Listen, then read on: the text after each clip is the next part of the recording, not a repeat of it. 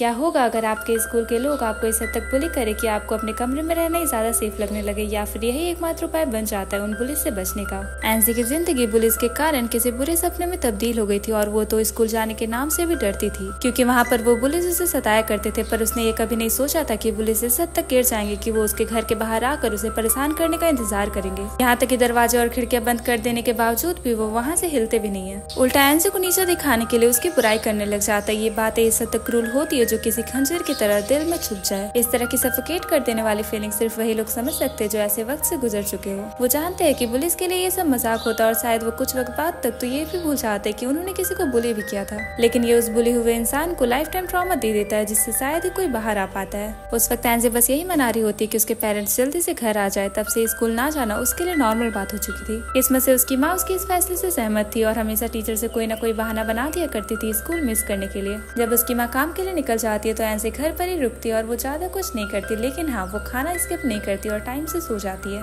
ये ऐसा हो गया था मानो उसका इस दुनिया से कोई लेना देना ही ना हो। एक दिन तो जो उसके मेल बॉक्स में एक लेटर रख कर चली जाती है। वो जो एक नई ट्रांसफर स्टूडेंट थी और जैसा कि वो दोनों आमने सामने रहते थे, इससे जल्द ही वो दोनों दोस्त बन जाते हैं। उस लेटर में बस स्कूल के अनाउंसमेंट थे, तभी उसके कमरे का आईना चमकने लगता है और जैसे ही वो उसे छूती है कोई पावरफुल फोर्स उसे अंदर खींचने लग जाती है। एनजे कोशिश करती है उस आईने से बाहर निकलने की, लेकिन वो उस आईने में फंस चुकी थी और जब उसे होश आता है तो वो खुद को किसी अनजान जगह पर पाती है। उसके सामने वुल्फ मास्क पहने एक लड़की खड़ी थी। ये जगह एक समुद्र के बीचों बीच बना हुआ एक कासल था और उस कासल की मास्टर थी वही लड़की वुल्फ क्वीन। एनजे इस अचानक से बदले हालातों से डर गई थी। उसका बस चलता तो वो तुरंत वहाँ से निकल जाती, लेकिन वुल्फ क्वीन ने उसे झपटा मारा और उसे जमीन पर गिरा दिया। उसने एनजे से पहले 6 लोगों का स्वागत कर लिया था, इसलिए अब उसमें सब्र नहीं बचा था कि वो सब कुछ समझा सके। इसलिए उसने एनजे को पैरों से घसीटा और उसे कासल के अंदर ले गई। कासल की सीढ़ियों पर 6 और लोग बैठे हुए थे। वो अपने अपने घर के मिरर से इस कासल के अंदर आए थे और तब से बस यहीं रोककर किसी चीज का इंतजार कर रहे थे। वुल्फ क्वीन ने उन्हें समझाया कि ये मिशन तब तक शुरू नहीं हो सकता जब तक सारे 7 लोग नहीं आ जाते। वो ये भी बताती है कि कासल के अंदर एक विशिंग रूम है जहाँ हर कोई अपनी कोई एक विश पूरी करवा सकता है, लेकिन बस एक ही व्यक्ति को चुना जाएगा। इसके लिए उनके पास अगले साल 30 मार्च तक का टाइम है उस की को ढूंढने के लिए जो विशिंग रूम को खोलता है। इस दौरान वो लोग हर दिन सुबह 9 बजे मिरर के थ्रू कासल में आ सकते थे, लेकिन शाम को 5 बजे से पहले वापस निकलना जरूरी था, वरना कासल के आसपास भटक रहे भेड़ियों के हाथों मारे जाएंगे। और खतरा सिर्फ यही नहीं था, अगर एक व्यक्ति भेड़ियों का शिकार बन जाता है तो बाकी लोग भी उसके साथ घसीट लिए जा सकते हैं। और सबसे खतरनाक बात तो ये थी कि जो भी व्यक्ति भेड़ियों द्वारा खाया जाता है वो रियल वर्ल्ड से हमेशा के लिए गायब हो जाएगा। उस वक्त घड़ी में 4:30 बज रहे थे। वुल्फ क्वीन ने जल्दी से कासल का एक छोटा सा टूर दिया। उन्होंने एक दूसरे को थोड़ा बहुत जाना और सब में एक बात कॉमन थी कि ये सभी मिडिल स्कूल के स्टूडेंट थे। 4:45 पर वार्निंग बेल बजी और कुछ ही देर में सब लोग मिरर के जरिए वापस घर लौट आए। वापस घर आकर एनजी को वो सब कुछ नकली लग रहा था। उसे तो ऐसा लग रहा था मानो ये कोई सपना था। फिर धीरे धीरे जून आ गया। मिरर रोज खुलता रहा, कासल का रास्ता दिखता रहा, लेकिन एनजे ने एक भी बार उसमें कदम नहीं रखा। और शायद ऐसा इसलिए था क्योंकि उसके पास ऐसी कोई विश नहीं थी जो वो सच में पूरा करवाना चाहती हो। उसी दिन तो जो स्कूल का नोटिस देने के लिए आई थी और एनजे को रियलाइज होता है कि उसने काफी दिन से स्कूल का मुंह नहीं देखा। उसने डिसाइड किया कि वो कल स्कूल जरूर जाएगी, लेकिन स्कूल के बाद सोनाटा ने तोजो को एनजे से अलग कर दिया और वो हमेशा ऐसा ही करती थी, एनजे को अलग करना और उसे बुली करना। उस मोमेंट में एनजे के मन में एक विश बनी। उसने चाहा कि सारा दर्द खत्म हो जाए और अगली सुबह ही वो कासल गई। बाकी लोग सीरियसली की को नहीं ढूंढ रहे थे क्योंकि वो कासल को एक एस्केप की तरह मानते थे। सब खुद में बिजी थे, इसलिए एनजे ने अकेले की ढूंढना शुरू किया, लेकिन उसे कुछ नहीं मिला, ना ही की और ना ही कोई क्लू। और जैसे ही एनजे वापस जाने वाली थी उसकी टकरार रायन से हो गई थी और ये पहली बार था जब किसी लड़के ने उसे इतने अच्छे से बात की थी और उसे समझ नहीं आता कि वो क्या जवाब दे। तब बाकी सब लोग भी वहाँ आ जाते। सबको ये जानकर हैरानी होती है कि ये एनजे का दूसरा ही विजिट है, क्योंकि उन सब ने तो रोजाना लगभग रूटीन बना लिया था। अगली सुबह जैसे ही वो आती है, इनोवे उसे रोक लेती है और बताती कि कासल के अंदर लड़के और लड़कियों के लिए अलग अलग जगह है। कासल का डिजाइन तो बहुत ही खूबसूरत था, लेकिन वहाँ खाने का कोई इंतजाम नहीं था। एनजे उन सबसे पूछना चाहती थी कि उनके विश क्या है, लेकिन शब्द उसके गले से बाहर नहीं आया और वो अपना राज नहीं खोलना चाहती थी। धीरे धीरे सबके बीच अच्छा बॉन्ड बन गया। वो लगभग हर दिन कासल में जाते थे, लेकिन किसी ने किसी के पर्सनल लाइफ के बारे में टांग नहीं अड़ाई और सब अपनी इस लाइफ से खुश थे। देखते ही देखते जुलाई आ गया और समर वेकेशन भी शुरू होने वाले थे। अब कम लोग कासल आने लगे थे और कुछ लोग क्राइम स्कूल जा रहे थे और कुछ समर कैंप। एनजे अपनी मैथ की किताब तो खोलती है, लेकिन सब कुछ उसके सिर के ऊपर से जा रहा था। फिर शाम को उसकी माँ ने नोटिस किया कि वो दोपहर तक घर नहीं लौटी थी और उन्होंने कहा कि एनजे के लिए ये अच्छा है कि वो ज्यादा बाहर घूमा करे। उसकी माँ ये भी बताती कि स्कूल काउंसलर गीता जी मैं उससे बात करना चाहती है। है। इसके बाद वक्त और भी तेजी से गुजरने लगा और 2 महीने की समर ब्रेक खत्म हो गई। सबने फिर से कासल में मिलना शुरू किया और सबको ये जानकर हैरानी हुई कि सुब्रू ने अपने बाल ब्लॉन्ड करवा लिए थे, जिससे उसका पूरा लुक ही चेंज हो गया था। उसी वक्त हारुका अपनी भावनाओं को और नहीं दबा सका और उसने बताया कि स्कूल के क्लासमेट ने उसे बुली किया था और वो बहुत दिनों से स्कूल नहीं गया था। उसके शब्दों ने सबके दिल को छू लिया क्योंकि सबने ऐसा कुछ न कुछ एक्सपीरियंस किया था। अचानक हारुका अनाउंस करता है कि मैं वापस स्कूल जा रहा हूँ, वो काम करने जो तुम सब करने से डरते हो। फिर वो कासल छोड़कर चला जाता है, पर सितंबर के एंड तक हारुका वापस कासल आता है, लेकिन उसके बॉडी पर नए चोट के निशान थे और जो जज्बा उसके अंदर था वो कहीं गुम हो गया था। किसी ने भी उसे अकेला महसूस नहीं कराया, बल्कि सबने उसे बोर्ड गेम खेलने के लिए बुलाया। हारुका सबको बताता है कि स्कूल वापस जाने के बाद उसने क्लासमेट से बात करने की कोशिश की, लेकिन बात झगड़े तक पहुंच गई और उसकी पिटाई भी हो गई थी। इसलिए हारुका को लगता है कि शायद कासल ही वो जगह है जहाँ वो सच में बिलोंग करता है। अब ऐसे भी ये नोटिस करती है कि इनोई कम कासल आने लगी थी। पता चलता है कि इनोई का बॉयफ्रेंड बन गया था। एक शाम जब एनजे एक लेटर लेने गई थी तब उसकी मुलाकात स्कूल काउंसलर कीताजिमा से हो गई थी। कीताजिमा समझती थी कि एनजे स्कूल क्यों नहीं जाना चाहती और अगर वो कभी लौटना भी चाहे तो उसके लिए वहाँ हमेशा जगह है। जाने से पहले वो उसके लिए स्ट्रॉबेरी टी छोड़ गई थी और अक्टूबर तक तो कासल का माहौल थोड़ा टेंस होने लगा था और अब डेडलाइन में आधा साल भी नहीं बचा था। यहाँ तक कि बाकी सारे लोग दिखाते थे कि उन्हें फर्क नहीं पड़ता, लेकिन अंदर ही अंदर सब की ढूंढने की कोशिश कर रहे थे, लेकिन किसी का हाथ भी कुछ नहीं आ रहा था। इसलिए आखिर में सबने मिलकर एक साथ ढूंढने का डिसीजन लिया। साथ ही उन्होंने एक वादा किया कि अगर किसी को भी की मिल जाए तो तुरंत फीस नहीं मांगनी है, क्योंकि कोई भी अभी इतनी जल्दी ये जगह छोड़कर नहीं जाना चाहता। पूरे दिन छानबीन के बाद भी उन्हें एक भी क्लू नहीं मिलता और जब वो जाने वाले थे तब अचानक वुल्फकिन उनके सामने आती है। उसका आना इस बात की ओर इशारा कर रहा था कि अब उन्हें यूनिटी की वैल्यू समझ आ गई है और अब उसके पास कुछ जरूरी बातें बताने के लिए। फिर वो बताती है कि अगर किसी ने की ढूंढ ली और विश मांग ली तो उस व्यक्ति की कासल की सारी यादें चली जाएंगी, लेकिन अगर वो लोग डेडलाइन से पहले की नहीं ढूंढ पाए तो उनकी यादें उनके पास ही रहेगी। तो यादें रहेंगी या फिर मिट जाएगी, ये उनके अपने डिसीजन पर डिपेंड करता है। अगले दिन इन्होंने डिसाइड करती है कि वो की ढूंढेगी और विश भी मांगेगी, क्योंकि आखिर कब तक वो लोग इसी जगह में जीते रहेंगे। उन्हें किसी न किसी दिन रियल वर्ल्ड के सामना तो करना ही पड़ेगा। तभी एनजे अपने दिल की बात कहती है और अपने स्कूल का सारा सच उनके सामने रख देती है। ये पहली बार था जब एनजे ने असली डर और निराशा महसूस की थी। उसने कभी पहले ये बात किसी को नहीं कही थी सिवाय इनोई के, क्योंकि वो उसकी बात को समझती थी, जिसपे इनोई उसे गले लगा लेती है। नवंबर की शुरुआत में उन्होंने हर एक दिन की को ढूंढने की कोशिश की, लेकिन कोई भी प्रोग्रेस नहीं हुई। फिर एक दिन रायन को एक अजीब सा म्यूजिकल बॉक्स मिला। लग रहा था जैसे वो पहले से उसे जानता और उसने तुरंत उसमें एक धुन बजा दी। सब लोग उसके आसपास इकट्ठा हो गए थे। तभी अचानक से लिविंग रूम से एक चीख सुनाई थी। वो इनोई की थी। सबको देखकर उसने नॉर्मल होने का एक्ट किया, लेकिन एनजे ने नोटिस किया कि उसने जो यूनिफॉर्म पहनी थी वो उसके स्कूल की यूनिफॉर्म जैसी ही थी। फिर सब बैठ गए और अपनी कहानियां शेयर की। तब पता चलता है कि वो सब एक ही स्कूल के थे,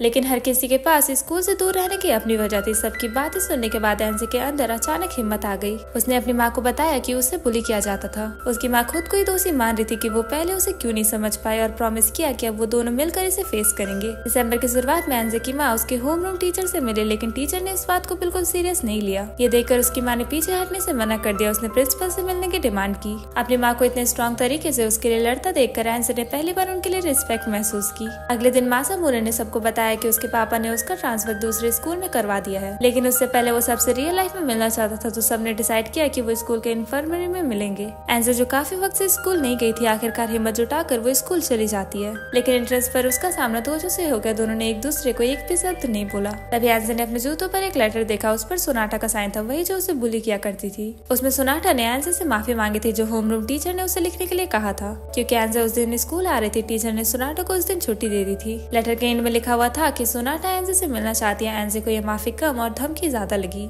वो आगे बढ़कर इन्फर्मरी पहुंचती है, लेकिन वहाँ पर सिर्फ स्कूल नर्स थी, बाकी कोई भी वहाँ पर नहीं आया था। एनजे ने नर्स से पूछा कि क्या वो उन्हें जानती है, लेकिन नर्स ने कहा कि उसने ना तो उन्हें देखा और ना ही उनके बारे में कभी सुना है। उसी वक्त एनजे अचानक से बेहोश हो गई। होश में आने पर उसने देखा कि सब कुछ बिखरा हुआ है और सामने थी कीताजिमा। कीताजिमा वही टीचर है जिसपे एनजे सबसे ज्यादा ट्रस्ट करती थी। उसे समझ नहीं आ रहा था कि तोजो ने अचानक उससे बात करना बंद क्यों कर दिया। उसे लगा कि वो लेटर उसने ही उसके शू लॉकर में रखा था, लेकिन कीताजिमा तुरंत इस बात से इनकार करती है। शायद ऐसा इसलिए भी था क्योंकि दोनों ने काफी टाइम से एक दूसरे को नहीं देखा था और अब उन दोनों को ही समझ नहीं आ रहा था कि बात कहाँ से शुरू करे। अगले दिन एनजे फिर से कासल गई, लेकिन वहाँ सिर्फ रायन था। वो सॉकर प्रैक्टिस से छुप कर आया था। एनजे ने उसे बताया कि इन्फर्मरी में कोई भी नहीं आया था, ना तो कोई दोस्त, ना स्कूल नर्स और ना ही टीचर। किसी को उनके नाम तक नहीं पता थे। एनजे को इस बात पे शक होने लगा था कि ये कासल शायद असली नहीं है, लेकिन रायन इस बात को नहीं मानता। उसके लिए तो यहाँ के सारे लोग असली है। फिर वो भी अपनी विश बताता है। वो चाहता था कि उसकी मरी हुई बहन वापस जिंदा हो जाए। अगले दिन सब फिर से इकट्ठा हुआ। अजीब बात तो ये थी कि सबने कहा कि वो इन्फर्मरी गए थे, लेकिन सबको सिर्फ वहाँ पर स्कूल नर्सी मिली। इस पे मासूम उन्हें कहता है कि शायद हम सब पैरेलल वर्ल्ड्स में हैं। उसने कहा ये सब बिल्कुल उस पॉपुलर गेम जैसा जो अभी सब खेल रहे हैं। तभी वुल्फ क्वीन भी वहाँ आ जाती है और बोलती है कि उनकी थ्योरी काफी इंटरेस्टिंग है। उसने बताया कि उन सब की मुलाकात रियल वर्ल्ड में पहले भी हो चुकी है और वो पहले ही उनकी की से जुड़ी हुई हिंट दे चुकी है। रायन को अचानक याद आता है कि उसके बेड के नीचे एक एक्स मार्क था। बाकी लोग को भी याद आता है कि उन्होंने भी ऐसे मार्क अलग अलग जगहों पर देखे थे। उस समय एंजे ने अपना मेल बॉक्स खोला और उसमें तोजो का एक पॉलिसी लेटर था। देखते देखते मार्च आ चुका था। सब फ्रस्ट्रेट थे कि अभी तक की नहीं मिला और सबसे बड़ी बात यह थी कि अब कासल हमेशा के लिए बंद होने वाला था। अगले दिन एंजे कुछ स्नैक लेकर आई थी, ये सोच कर कि आखिरी बार सबके साथ एंजॉय करे। जैसे वो मिरर के पास पहुंचे उसे अपनी माँ की आवाज सुनाई दी। उसने उन्हें अपने रूम में नहीं आने दिया और उसे वैक्यूम क्लीनर लेके खुद ही अपने रूम को क्लीन करने लगी। तभी उसने विंडो से तोजो को देखा। तोजो ने कहा क्योंकि वो दोनों काफी टाइम से नहीं मिले, उसे समझ नहीं आ रहा था कि बात कैसे शुरू करे। उसने ये भी बताया कि वो अगले महीने स्कूल ट्रांसफर करिए। पता चलता है कि जब से एंजे ने स्कूल जाना छोड़ दिया था तब से सोनाटा ने तोजो को नया टारगेट बना लिया था बुली करने के लिए। लेकिन तोजो ने सोनाटा को कभी भी सीरियस नहीं लिया। उसका मानना था कि ऐसे लोग सिर्फ अटेंशन के भूखे होते हैं। तोजो ने कहा जब स्कूल में बुली किया जाए तो चुप रहने के बजाय हमें लड़ना चाहिए। जब तोजो जा रही थी तो एंजे की नजर वॉल पर लगी एक फोटो पर पड़ती है। वो एक इलस्ट्रेशन थी, the wolf and the 7 young goat की कहानी की पिक्चर। एंजे ने वो फोटो बोरो कर ली, लेकिन जैसे वो घर पहुंचती उसे ग्लास टूटने की आवाज सुनाई दी। वो तुरंत वापस भागे और देखा कि सभी लोग मिरर के अंदर थे। पता चलता है कि इन्होंने टाइम पे कासल से बाहर नहीं निकल पाई और उसे भेड़िए ने खा लिया। बाकी सब लोग अभी जस्ट ही वापस आए थे, लेकिन मिरर ने फिर से उन्हें खींच लिया। ये सब देखकर एंजे चौंक चुकी थी। अब उसके पास की ढूंढने और सबको बचाने के अलावा और कोई ऑप्शन नहीं था।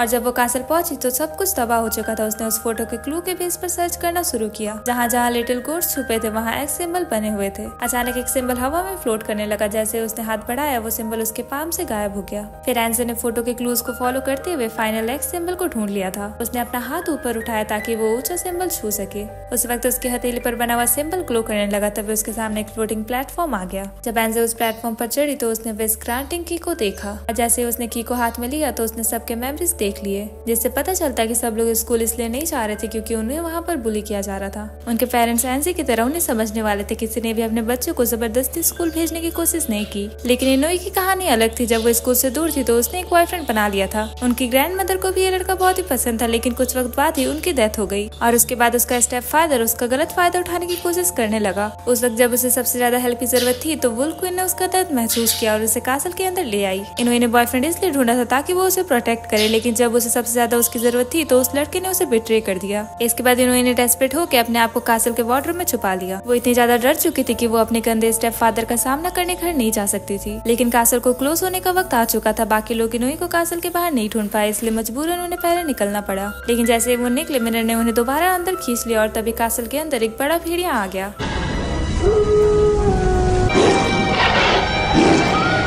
वुल्फ क्वीन ने एंजे से कहा कि वो उनकी हेल्प नहीं कर सकती क्योंकि उन्होंने रूल्स तोड़ दिए थे। असल में जो एक सिंबल एंजे ने कलेक्ट किए थे वो असल में सबके दिलों के ग्रेव स्टोन थे, इसलिए वो उनके मेमोरीज के टुकड़े देख पाई थी। जाने से पहले वुल्फ क्वीन ने उसे बताया कि जब भी वो अपनी विश मांगेगी कासल हमेशा के लिए बंद हो जाएगा। एंजे ने की का यूज किया और विश की कि सभी दोबारा से जिंदा हो जाए। लेकिन तब उसने देखा कि इनोई उल्टा चल रही थी। शायद वो इस दुनिया से पूरी तरह से उम्मीद छोड़ चुकी थी। एंजे अपनी पूरी ताकत से भागकर कई बैरियर तोड़ते हुए इनोई का हाथ पकड़ लिया। तब बाकी सब लोग भी वहाँ पर पहुँचते और मिलकर इनोई को संभालते हैं। जो इनोई कभी निराशा से भरी हुई थी, उसने अपने दोस्तों का अनब्रेकेबल सपोर्ट देखकर उसमें एक नई उम्मीद जाग गई थी। तभी वुल्फ क्वीन फिर से सामने आया और उसने कहा कि उसके एक्शन ने उन्हें गहरा असर दिया था। बाद में उन्हें असली सच का पता चलता है कि वो सब एक ही दुनिया में थे, लेकिन अलग अलग टाइमलाइन पर, और हर किसी के बीच 7 साल का अंतर था। इवन 2027 तक भी स्कूल में बुली हो रहा था। एंजे और रायन सेम टाइमलाइन में थे क्योंकि किसी ने एक स्पेशल विश मांगी थी। वुल्फ क्वीन ने अनाउंस किया कि आज कासल बंद हो जाएगा और उन सब की इस वक्त की यादें मिटा दी जाएंगी। सब लोग अपने अपने रूम में गए, अपना सामान पैक किया और निकलने की तैयारी शुरू कर दी।